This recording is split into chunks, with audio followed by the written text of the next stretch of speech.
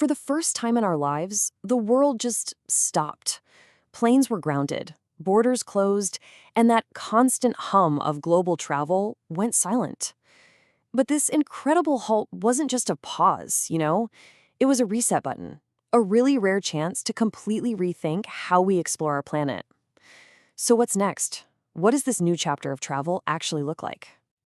To really get a sense of the change that's coming, you have to understand the sheer scale of what happened. The economic hit to global tourism wasn't just a little bigger than the 2009 financial crisis. It was over 11 times more devastating. Let that sink in. 11 times. This wasn't just a bump in the road. It was a seismic event that totally reshaped the entire travel industry.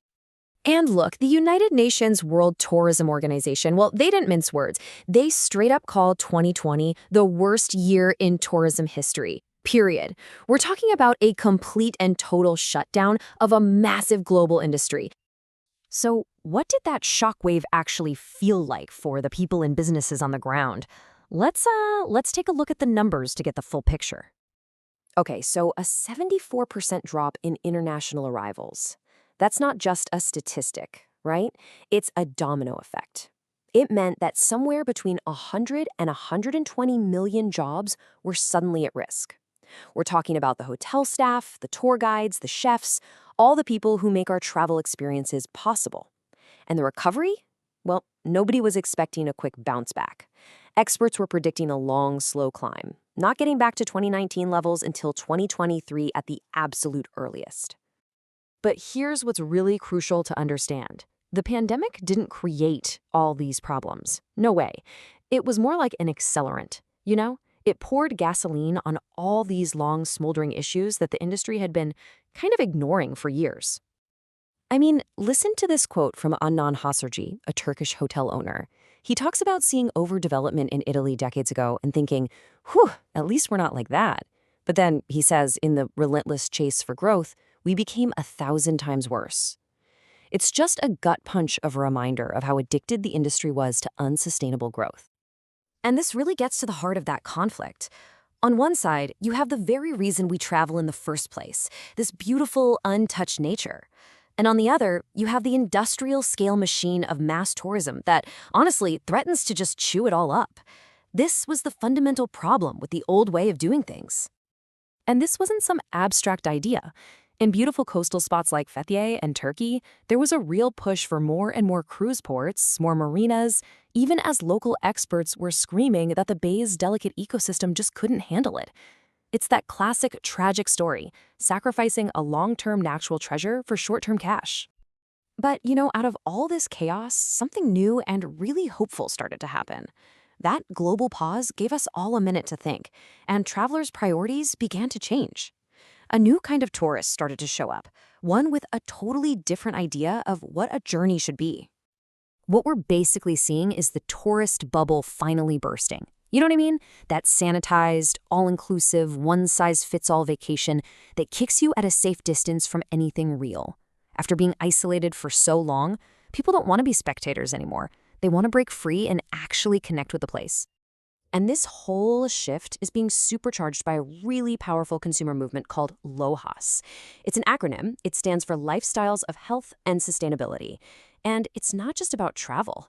It's a whole mindset that's changing how we buy everything, from food to clothes and, yeah, our vacations. So what does this new conscious traveler actually want? Well, researchers like Professor Zeynep Mireille Enlil say they're looking for authenticity.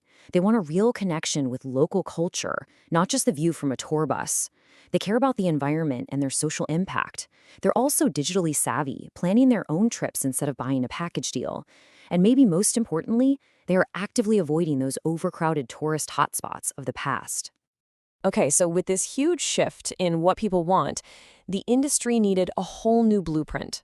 So let's look at how destinations are starting to rebuild, but this time with a focus on building back better.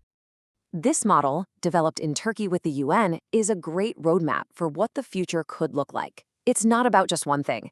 Sustainable tourism is a delicate balancing act, right? It's about creating local jobs while protecting biodiversity.